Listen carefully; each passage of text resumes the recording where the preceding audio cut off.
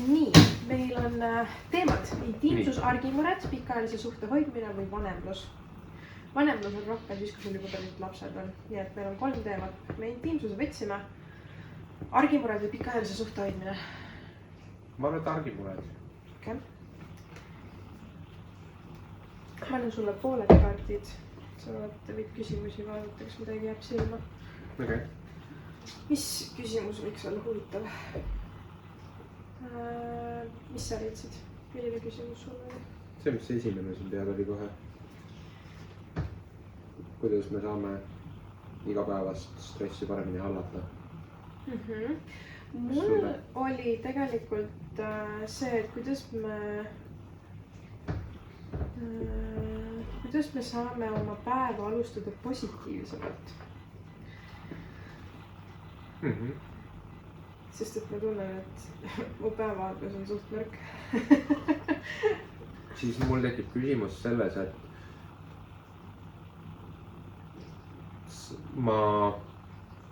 minu jaoks vähemalt see ei ole nagu nii palju suhteteema kui lihtsalt ise enda teema.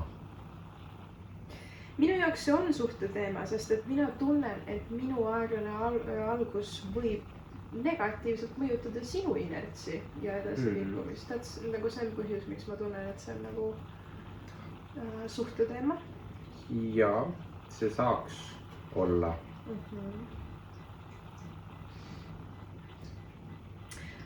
Miks sulle see igase päevase stressi praegu nagu kõnetama jäi?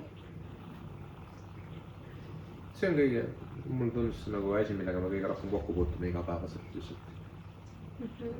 Kõige aktuaalsem ja tavalisem, sest niikuinii me kogeme igapäevast stressi parajas koguses.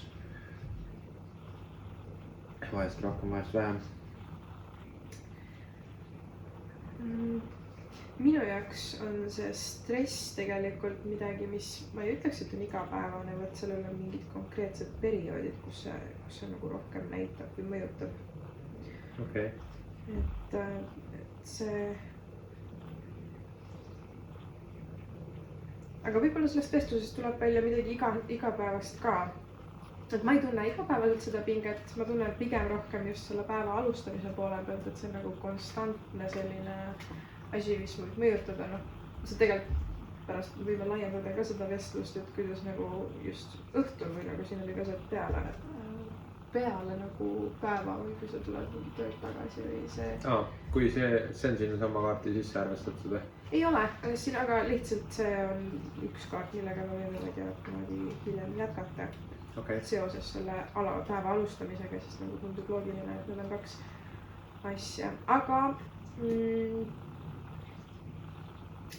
ma olen valmis ka seda vaatama, sest et kui sinu jaoks on see nagu igapäevane asi, siis tegelikult ma tahaks teada, mida see tähendab sinu jaoks igapäevaselt. Okay. Miks ma võib-olla seda kaarti praegu eelistasin, oli see, et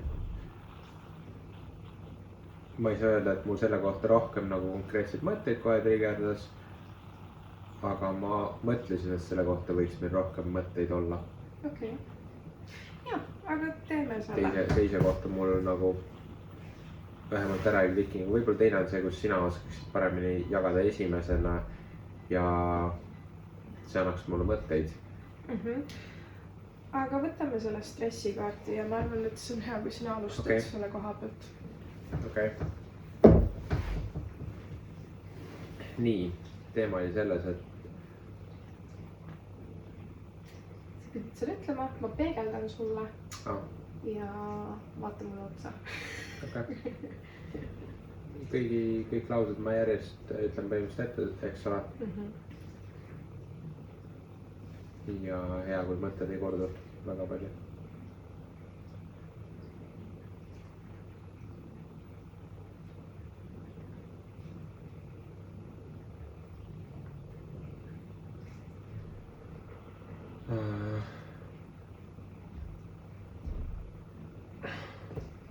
Üks tunnustus, mis mul sulle on see, et kui sul igapäevaselt on mingid stressirohkemad perioodid, siis sa annad mulle sellest teada. see üks tunnustus, mis sul mulle on see, et kui mul on päriselt stressirikkad perioodid ja kui ma olen päeva jooksul stressi tundnud, siis ma annan sulle sellest teada.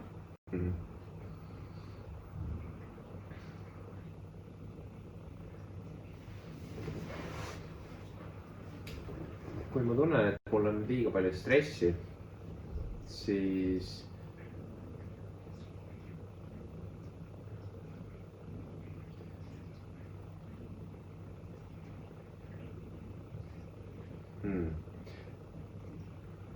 see võib väljenduda kahel viisil. Üks viis on see, kui need stressi tekitajad on pikemaajalised ja tavalised asjad, siis ma pigem tegelen nendega ja see paneb mind tegutsema. Aga kui stressi tekitaja on mitteoodatud asi, näiteks mingi intsident tööl, mis segas, siis ma pigem kasutan seda ettekäändena, et puhata ja vaba aega võtta.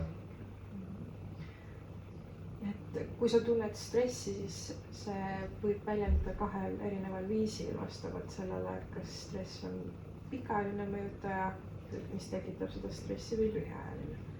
Et kui see on pikaajaline ehk siis ette teada olev stressiallikas, siis sa tunned, et see on sinu jaoks pigem see, mis lükkab tegutsema. Ja kui see on midagi, mis ei ole ette planeeritud ja ootamatu, siis see pigem võtab sind rajalt maha või paneb nii-öelda otsima vabandusi või põhjuseid siis sellega mitte tegeleda või aja maha võtta. Kas see oli nii? Jah.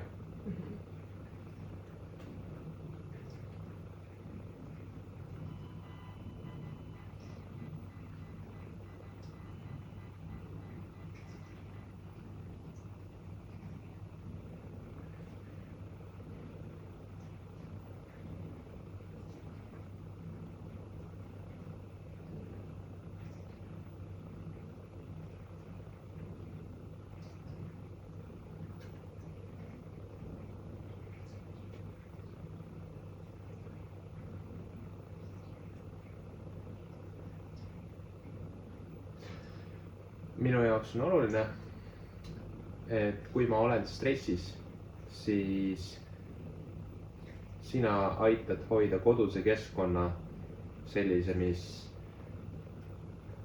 aitab mul stressitaset maandada. Et sa tunned, et kui sa oled stressis, siis sind aitaks see, kui ma aitaksin koduse keskkonna hoida sellisena, mis aitab seda maandada. Kas sa saaksid täpsustada seda, mida tähendab kodune keskkond, mis aitab seda maandada? Seal on võib-olla kaks suunda. Üks suund on lihtsalt kodu ja kord, et ei ole asjad segamini, et ei ole korralagedus selles mõttes.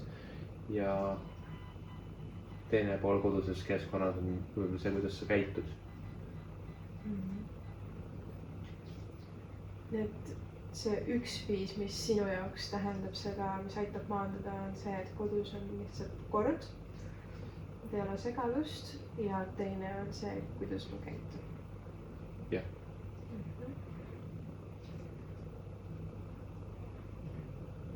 Võib-olla täpsustan, võib-olla isegi mitte see, kuidas sa käitud minuga, vaid see, kuidas sa käitud iseenda asjadega. Et pigem on tähtis isegi see, et kuidas ma käitun iseenda asjadega.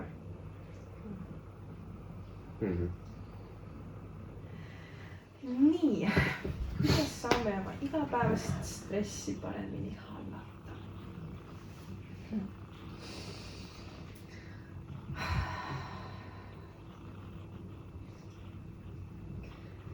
Üks tunnustus, mis mul sulle on, et sa leiad alati minu jaoks aega, kui stress on päriselt mul üleval. Ma olen väga tänulik selle üle.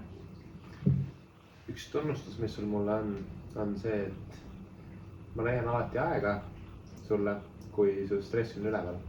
sa oled väga tänulik sellele. kui ma tunnen, et mul on liiga palju stressi, siis ma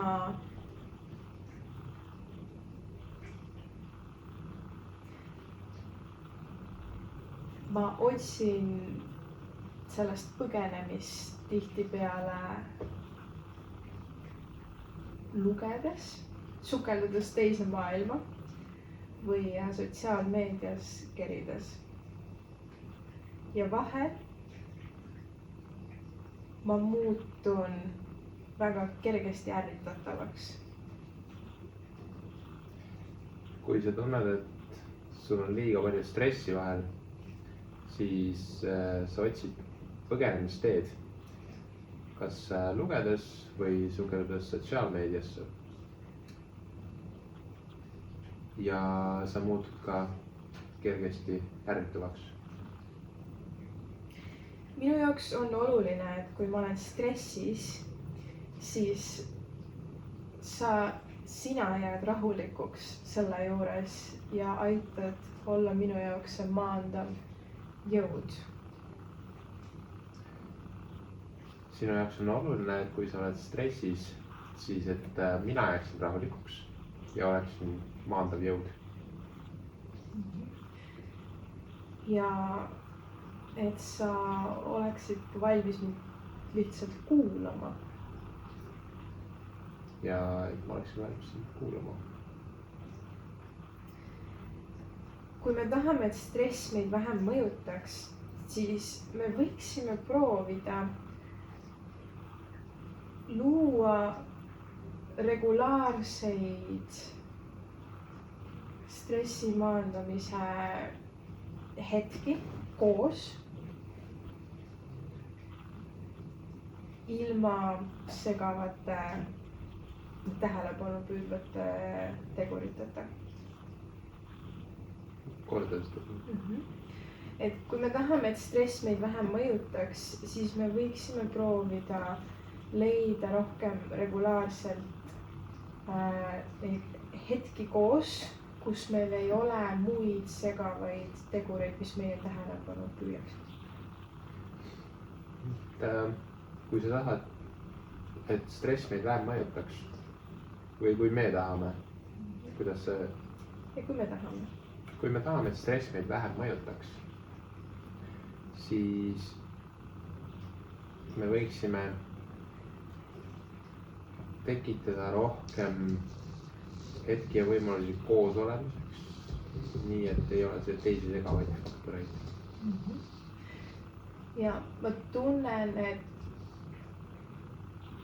minu jaoks aitab stressi vähendada see, kui me käime koos väljas jalutamas ja ma jätan oma telefoni tuppa. sinu jaoks aitab stressi vähendada see, kui välja koos jalutama minnes jätad sa oma telefoni tuppa. või kui meil tekivad hetked, kus ma saan ennast lihtsalt tühjaks rääkida. või kui tekivad hetked, kui sa saad ennast lihtsalt tühjaks rääkida.